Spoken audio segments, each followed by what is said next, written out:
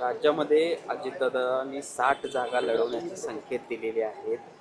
काही लोक आपल्याकडे नव्याने येणार आहेत आणि त्यांना घेऊन आपण ही निवडणूक लढवतोय असे स्पष्ट संकेत त्यांनी दिलेले आहेत. 60 जागा लढवणार आहे का राष्ट्रवादी काँग्रेस? काय नेमकी तयारी कशी सुरू आहे राष्ट्रवादी? आता अजितदादा पवार, राज्याचे मुख्यमंत्री एकनाथ शिंदे साहेब आणि उपमुख्यमंत्री देवेंद्र फडणवीस साहेब यांच्या सातत्याने चर्चा होत असतात. त्या चर्चेची काही मला माहिती नाही.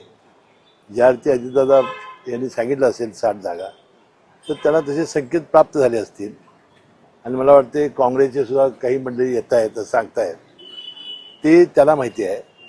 आणि मला वाटते ज्याने ते बोललेले आहेत त्याचा अर्थ आहे की त्या पद्धतीनं ही व्यूहरचना करतील.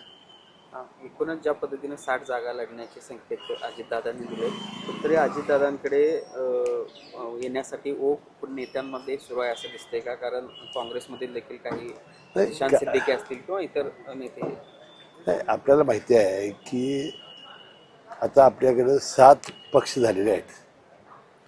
आपल्याकडं राष्ट्रवादीचे 2, शिवसेनेचे 2, भारतीय जनता पक्ष, काँग्रेस, मनसे, वंचित आणि अपक्ष. त्यामुळं उमेदवारांची मांदियाळी आहे आणि त्या विधानसभा मतदारसंघामध्ये लढती यापूर्वी झालेल्या आहेत. त्यामुळं कोण गेला की कोण मिळणार याचं काही गणित करायची गरज नाही, आपोआपच ते मिळतात. त्यामुळे फार कष्ट करण्याची आवश्यकता नाही. आता ज्याला मिळतील त्याला निवडून कसं आणायचं हे पक्षाने आता बघायची आवश्यकता आहे. खरं तर महायुतीचे नेते एका बाजूला एकसंधपणे सगळं काम करत असताना काही भाजपचे जे काही असतील किंवा तानाजी सावंत यांनी देखील महायुतीच्या संदर्भात वक्तव्य केलं. अजितदादांना महायुतीमध्ये घेऊन मोठी चूक झाली किंवा भाजपच्या देखील काही प्रवक्त्यांनी तशा पद्धतीची वक्तव्य असं बोलणं काय येते? तानाजी सावंत साहेब हे एक मुक्त विद्यापीठ आहे. ते मुख्यमंत्र्यांच्यावर सुद्धा बोलतात. आता अशा बोलण्यामुळं युतीमध्ये गैरविश्वासाचं वातावरण तयार होतं. निवडणुकीच्या तोंडावर हे अतिशय हानिकारक आहे.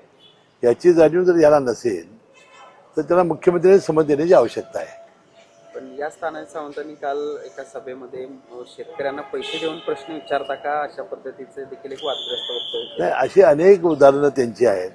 याबद्दल मुख्यमंत्र्यांनी योग्य ती दखल घेऊन निवडणुकीच्या तोंडावर याबद्दल आपल्याबद्दलचा संदेश वाईट जातोय याची दखल अतिशय सिरियसली घेण्याची आवश्यकता आहे. खरं तर मालवणमध्ये जो छत्रपती शिवाजी महाराजांचा पुतळा कोसळला त्या प्रकरणी अजितदादांच्या नंतर मुख्यमंत्री आणि त्यानंतर आता पंतप्रधान नरेंद्र मोदी यांनी देखील माफी मागितली. मात्र ही सगळी माफी मागत असताना त्यांनी काँग्रेसवर देखील टीका केली की सावरकरांची का माफी मागत नाही. छत्रपती शिवाजी महाराज आपल्या संपूर्ण देशाचं आराध्य दैवत आहे. त्यांचा पुतळा पडणं हे फार दुर्दैवी आणि मनाला क्लेशदायक होतं. त्यामुळे पहिल्यांदा अजितदादांनी संपूर्ण 13 कोटी जनतेची माफी मागितली.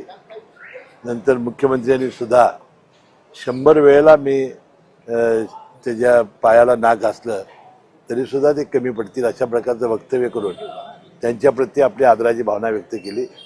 आणि काल तरी देशाच्या पंतप्रधानांनी त्यांनी अतिशय प्रांजळपणाने छत्रपती शिवाजी महाराजांच्याबद्दल या घटनेबद्दल संपूर्ण देशाची आणि राज्याची माफी मागितलेली आहे.